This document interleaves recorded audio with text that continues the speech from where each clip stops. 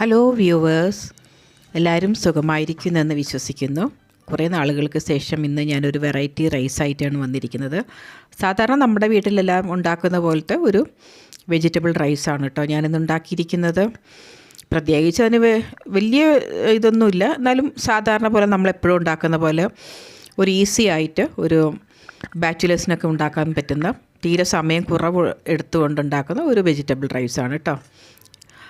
എല്ലാവർക്കും പെട്ടെന്ന് ഇത് ഉണ്ടാക്കിയെടുക്കാം. അവിടെ നിന്ന് ഈ വീഡിയോ ഒന്ന് കണ്ടു നോക്കൂട്ടോ എല്ലാവരും. ആദ്യം തന്നെ ഒരു ചെറിയ പാൻ എടുത്ത് അടുപ്പത്ത് വെച്ചിട്ട് അതിലേക്ക് ഞാൻ കുറച്ച് നെയ്യും കുറച്ച് എണ്ണയും കൂടെ ആഡ് ചെയ്തിട്ട് അത് നല്ലോണം ചൂടാക്കി കഴിഞ്ഞ ശേഷം ഞാൻ ഒരു ബേ ലീഫില്ലേ, നമ്മുടെ ബേ ലീഫും പട്ടയും കുറച്ച് ഒരു പട്ടയും പിന്നെ ഗ്രാമ്പും അതും കൂടെ ഇട്ട് കഴിഞ്ഞ ശേഷം നല്ലോണം അത് ചൂടാവുകയാണ് കേട്ടോ. അത് കഴിഞ്ഞ ശേഷം ഞാൻ കുറച്ച് നമ്മുടെ ഫെനൽ സീഡില്ലേ, അതാണ് ഞാൻ ഇട്ടിരിക്കുന്നത്. പിന്നെ അത് കഴിഞ്ഞ ശേഷം ഓണിയൻ, നല്ല ചെറിയ സവാള, ഒരു നല്ല വലിയ സവാള ചെറുതായിട്ട് അരിഞ്ഞിട്ട് അതിലേക്ക് ഞാനത് ആഡ് ചെയ്തിരിക്കുകയാണ്. കുറച്ച് നേരം നെയ്യിലും എണ്ണയിലിട്ടൊന്ന് നല്ലോണം വഴറ്റിയെടുക്കണം കേട്ടോ. അത് കഴിഞ്ഞ് കുറച്ച് ഒന്നും തീരെ ബ്രൗണിഷായിട്ട് വരേണ്ട ആവശ്യമൊന്നുമില്ല. സാധാരണ പോലെ നമ്മൾ സവാളയൊക്കെ വഴറ്റുന്ന പോലെ അതേപോലെ വഴറ്റിയെടുത്താൽ മാത്രം മതി.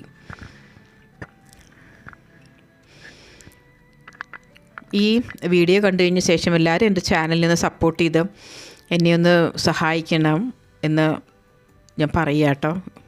എല്ലാവർക്കും നിങ്ങളുടെ ഫ്രണ്ട്സിനൊക്കെ ഉണ്ടെങ്കിൽ ഒന്ന് ഷെയർ ചെയ്യണം എൻ്റെ വീഡിയോ. പിന്നെ അത് കഴിഞ്ഞ ശേഷം നല്ലോണം കുറച്ച് വഴഞ്ഞു വന്ന ശേഷം ഞാൻ ഇത്തിരി ഒരു കപ്പ് ക്യാരറ്റും ഒരു കപ്പ് ബീൻസും കുറച്ച് ഇതില്ലേ ഒരു അരക്കപ്പ് ഗ്രീൻ പീസുമാണ് ഞാനത് അതിലേക്ക് ആഡ് ചെയ്തിരിക്കുന്നത്. പിന്നെ 2 തക്കാളി അരിഞ്ഞത് അത് ഇതിലേക്ക് ആഡ് ചെയ്തിട്ട് ഒന്ന് നല്ലോണം വഴറ്റിയെടുക്കുകയാണ്. നിങ്ങളുടെ ഫ്രണ്ട്സിനെല്ലാം ഈ ചാനലൊന്ന് ഷെയർ ചെയ്ത് കൊടുക്കണേ, എന്നെ ഒന്ന് സപ്പോർട്ട് ചെയ്യണം കേട്ടോ. ആ ലൈക്ക് ബട്ടണൊന്ന് അമർത്തണേ.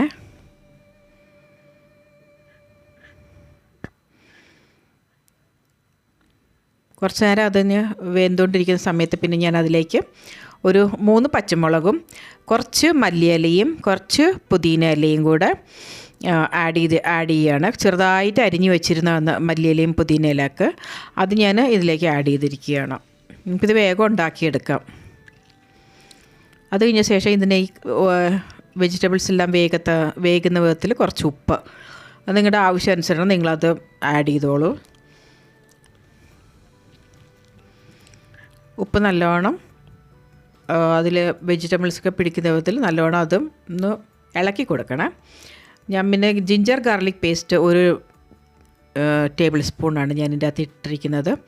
അത് നല്ലോണം ഒന്ന് എണ്ണയിലിട്ടൊന്ന് വഴറ്റി കഴിഞ്ഞ ശേഷം ഈ വെജിറ്റബിൾസിനോട് കൂടി നല്ലോണം മിക്സാക്കി എടുക്കുകയാണ്.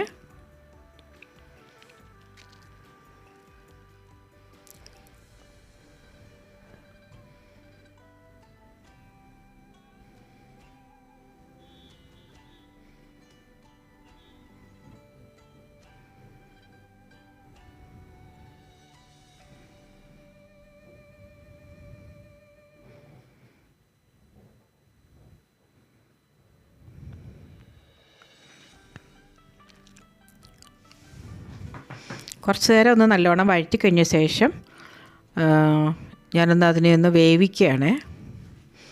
ഇച്ചിരി നമ്മൾ ഈ ലൈം ജ്യൂസില്ലേ, അത് 1 ടേബിൾ സ്പൂണാണ് ഞാൻ പിഴിഞ്ഞ് അതിൻ്റെ അകത്തേക്ക് ഒഴിച്ചിരിക്കുന്നത്. ഒരു ചെറിയ പുളിപ്പ് ടേസ്റ്റ് വരും, നന്നായിട്ടുണ്ടാകും അത് ഇതിനോടുകൂടി അത് ആഡ് ചെയ്യുന്ന സമയത്ത്.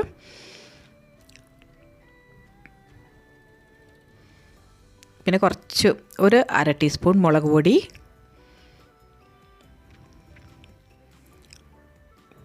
കുറച്ച് ഒരു 1/4 ടീസ്പൂൺ മഞ്ഞൾപ്പൊടി, പിന്നെ ഒരു 1/4 ടീസ്പൂൺ ഗരം മസാലപ്പൊടി. ഞാനിത് വീട്ടിൽ തന്നെ പൊടിച്ചു വെച്ചിരുന്ന ഗരം മസാലയാണ്.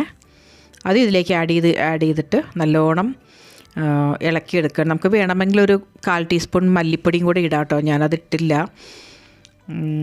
ഇത് തന്നെ നല്ല ടേസ്റ്റായിരിക്കും. പിന്നെ അതെല്ലാം കൂടെ നന്നായിട്ട് വഴറ്റി കഴിഞ്ഞ ശേഷം ഒരു 4 ടേബിൾ സ്പൂൺ തൈരാണ് കേട്ടോ ഞാൻ ഒഴിക്കുന്നത്. ഇതിൽ അധികം പുളിയൊന്നുമില്ല ഈ തൈരിന്, മീഡിയം പുളിയേ ഉള്ളൂ. ആ തൈരാണ് ഞാൻ ഒരു 4 ടേബിൾ സ്പൂൺ ഇതിലേക്ക് ഞാൻ ആഡ് ചെയ്തിട്ട് നല്ലോണം ഇളക്കിയെടുക്കുവാണ്.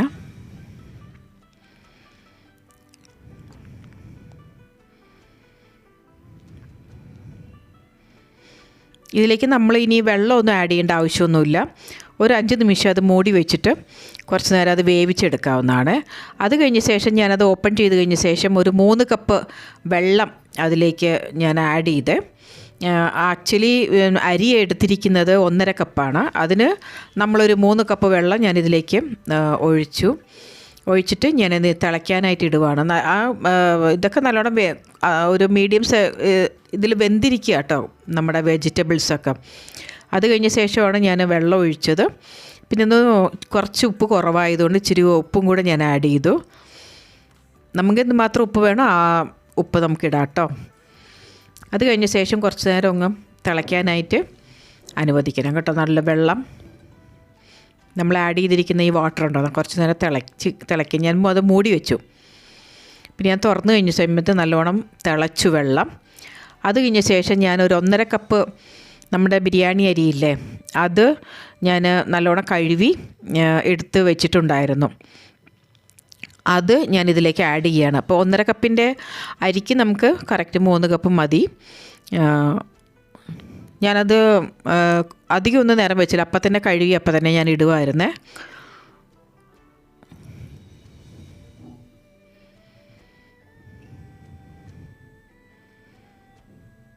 കുറച്ച് നേരം അത് ഇളക്കി കൊടുത്തു കഴിഞ്ഞ ശേഷം അത് നല്ലോണം മൂടി വെച്ചിട്ട് ലോ ഫ്ലെയിമിൽ ഒരു 10 നിമിഷം നമ്മളത് വേവിച്ചെടുക്കാവുന്നതാണ്. ലോ ഫ്ലെയിമിൽ വെച്ച് ഒരു 10 നിമിഷം കഴിഞ്ഞാൽ തന്നെ അത് നല്ലോണം നമുക്ക് വെന്ത് കിട്ടും. നമ്മുടെ ബിരിയാണി അരി ചെറിയ അരിയല്ലേ, അതുകൊണ്ട് അധികം നേരം ഇതിന് സമയമൊന്നും വേണ്ട വെന്ത് വരാനായിട്ട്. ഈ ഇതിലേക്ക് തന്നെ നല്ലോണം വെന്ത് നമ്മുടെ ആവശ്യമനുസരിച്ചുള്ള ബിരിയാണിയുടെ സൈസുള്ള വെന്തും വരും. കുഴപ്പമൊന്നും ഉണ്ടല്ലോ, അടിക്കൊന്നും പിടിക്കുകയൊന്നുമില്ല കേട്ടോ. സിമ്മിലാണ് ഞാൻ ഇപ്പോഴും വെച്ചിരിക്കുന്നത്, സിമ്മിലാണ് കേട്ടോ. നമ്മളത് സ്വിച്ച് ഓഫ് ചെയ്തേക്കാം. ഇനിയിപ്പോൾ ആവശ്യമില്ല, നമ്മൾ സ്വിച്ച് ഓഫ് ചെയ്തതിന് ശേഷം നമ്മളത് നല്ലോണം മിക്സ് ചെയ്ത് വെക്കുകയാണ്. തീരെ അങ്ങ് ഇട്ടുകൊണ്ട് ഇളക്കേണ്ട ആവശ്യമൊന്നുമില്ല കണ്ടോ. ഞാനത് എടുത്ത് കാണിക്കുകയാണ്. നല്ലോണം വെന്ത് എല്ലാം ചേർന്ന് നല്ലോണം മിക്സായിട്ട് വന്നിട്ടുണ്ട്. പിന്നെ സ്വിച്ച് ഓഫ് ചെയ്ത് കഴിഞ്ഞ ശേഷം നമുക്കിത് ഇറക്കി വെച്ചിട്ട് വേറൊരു പാത്രത്തിലേക്ക് നമുക്കിത് മാറ്റി വയ്ക്കാം. ആ പാത്രത്തിൽ തന്നെ വയ്ക്കാതെ വേറൊരു പാത്രത്തിലേക്ക് നമുക്ക് മാറ്റി വയ്ക്കാം ചൂടോടുകൂടി തന്നെ. വളരെ നല്ല ടേസ്റ്റാണ്. പെട്ടെന്ന് ഒരു സ്കൂളിൽ പോകുന്ന പിള്ളേർക്കൊക്കെ ഇത് വേഗം ഒന്ന് ഉണ്ടാക്കി കൊടുത്താൽ മതി. നമ്മൾ കറികളൊന്നും ഉണ്ടാക്കി സമയം കളയേണ്ട ആവശ്യമില്ല. ഇതൊന്ന് പിള്ളേർക്കെല്ലാം ഒന്ന് ഉണ്ടാക്കി കൊടുത്തു നോക്കും. നിങ്ങൾക്ക് ഓഫീസിൽ പോകുന്നവർക്കും ഇത് വളരെ എളുപ്പത്തിൽ തന്നെ ഉണ്ടാക്കാം.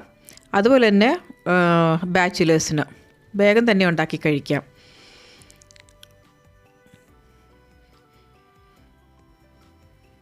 എല്ലാവരും ഇതൊന്ന് ഉണ്ടാക്കി നോക്കിയിട്ട് എന്നെ സപ്പോർട്ട് ചെയ്യണേ. എൻ്റെ ഈ വീഡിയോ കണ്ടു കഴിഞ്ഞ ശേഷം എൻ്റെ ചാനൽ സബ്സ്ക്രൈബ് ചെയ്ത് ലൈക്ക് ബട്ടൺ അമർത്തി എന്നെ ഒന്ന് സപ്പോർട്ട് ചെയ്യണം കേട്ടോ. ഇത് പിന്നെ ഞാൻ നമ്മുടെ കേർഡ് ഓണിയൻ വെച്ച് റൈത്ത ഉണ്ടാക്കിയിട്ട് പിന്നെ ഇത് ടൊമാറ്റോ പിക്കിളാണ്, അതും വെച്ചാണ് ഇപ്പം ഞാൻ കഴിക്കുന്നത്. Thank you viewers. Thank you for watching my video.